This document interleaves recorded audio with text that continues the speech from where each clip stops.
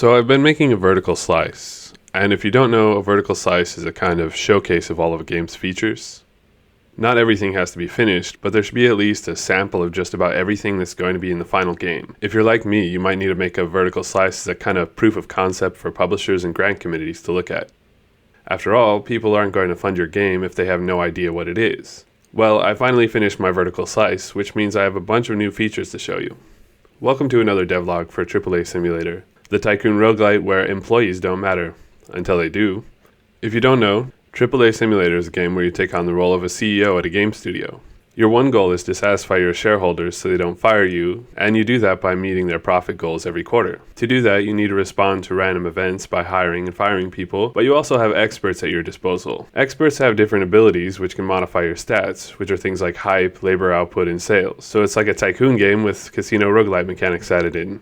Only there's a problem. With most casino roguelites, there are cards or slot wheels that you use to fulfill your strategies. Strategies which are at the whims of fate, because one bad shuffle or spin could ruin you. That's where my first new mechanic comes in. I've made individual employees clickable, and when you click them, you get a little info panel for that employee. This fits right in with Tycoon mechanics, where you can click on a customer and see info on them. But usually in a Tycoon game, you'll see stats like the customer's emotional state or their wants and needs. Maybe they're thirsty, so you install a vending machine. Maybe they're tired of long waits, so you build more facilities. But in AAA Simulator, the employees are faceless. They don't matter. They shouldn't matter. Their emotions and needs have little to do with your goal of maximizing profits. So I decided to carefully consider what information is displayed in that box next to their featureless little head. I landed on first and last name for starters. That would realistically be the main thing available to a boss asking about an employee, right? Which is what a click simulates. And each employee randomly generates their own name when you click on them for the first time, from a list of the 25 most common American male names. Satire, folks. Sometimes it's just that easy. Why no women? Well, I'm simulating the AAA industry. And I think it would be funny to have an event where you unlock the ability to hire women in an effort to deflect public criticism. I don't know, I'm still tossing it around. Let me know what you think. Next, I included the employees department, which is generated from a list of 4 departments: art, design, code, and marketing. Management is covered in the experts panel, so I think these broadly cover the employees of a AAA studio. Now, don't get all mad at me if you're a narrative designer. I didn't forget you. I am one of you by trade, when I'm not trying to make an entire game and run a studio on top of it just to keep myself employed. But writing and narrative design count as design. Plus, I think 4 is a good number. It's like the 4 suits in a deck of cards or the 4 wheels on a lot of slot machines. I'm thinking I can make events, consumables, and expert abilities that only affect one of the 4 departments. I might also tweak marketing to produce sales instead of labor, but I'm not sure yet. But the point is these departments are generated randomly and they can be manipulated for your strategies. And when you lay off a whole swath of people, some of your best employees might just be wiped out along with everyone else, which changes the way you have to strategize. But more on that in a second. There's one last element of the employee info pop-up, and it's the fire button. That's right, I could randomly decide I hate Donald Smith and fire just that one guy. I think it's a really nice touch. It's in line with the sandboxy vibe of classic Tycoon games, and it can be used strategically. And that brings me to the next feature, favors. Favors are consumables that show up in the expert shop.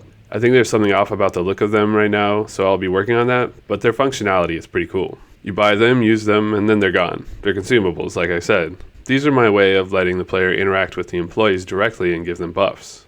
So, for example, the prototype I've cooked up lets the employee match the employee on the card and give them a bonus to their labor output. There's Employee of the Week, of the Month, and of the Year, and each one gives a better buff to labor output than the last, but with limitations. Employee of the Week is the easiest one. All you have to do is match the color of the shirt on the card, and that employee gets their bonus. You can see the bonus in their pop-up panel, and they start glowing. I'm still tweaking the visuals of everything, but so far I just know that shaders rock. But that's the topic for another video. Employee of the Month is slightly harder. To get its bonus, you need to match shirt and pants. It can be a little annoying because some of the pants colors are pretty close to each other, but I kind of like being a little evil for a challenge like this. Employee of the Year is the hardest one yet. Originally, I required the player to match every color on the card, including the skin tone, but the odds of finding the right employee are pretty impossible. Plus, it's a bit touchy to make skin tone part of the satire. It makes complete sense. The card says you need to find quote-unquote the right kind of employee after all, but the whole thing tested as a bit cruel in my opinion. It was too frustrating to match the card exactly, and I figured the card would have no use at all under those conditions, so I took skin tone out of the equation. You still have to match everything else, including the shoes and hair, which also leaves in a bit of commentary on identity, especially ageism, which is a big issue to game developers. And it still might seem unlikely that you'll find a match, but when I tested it, I actually did manage to find a match on the first try, and the excitement I felt when I did was pretty great. I've decided to keep it like that, and maybe increase the buff even more. Now there's kind of a little hidden objects minigame with a nice reward for getting it right. I want to make other favors that force you to interact with your office in similar ways to this. For example, maybe you choose 5 employees to go to a conference and they get buffs. Or maybe a favor affects the employees of a certain department only. Finally, I also added a feature called quarterly bonuses. These are just one-shot bonuses you can buy for a little more money, and they affect your whole run permanently. For example, this combined experience card adds hype for each expert that you have for the rest of the run. Only one of these will appear at the beginning of every new quarter, so they'll need to be pretty good and pretty expensive.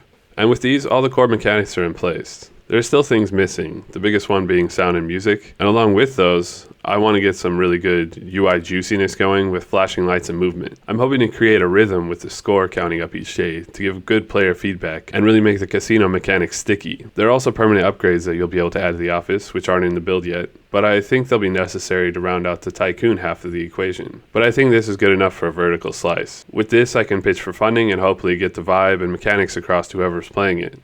My next step is to create a bunch of placeholder experts and consumables to demonstrate the balance I'm going for. Then it'll actually be fun, not just a slice of fun. Once it's at that point, I'll open it up so you can try it, so stay tuned for that. Until then, you can wishlist AAA Simulator on Steam. Link in the description. That's it. Thanks for watching.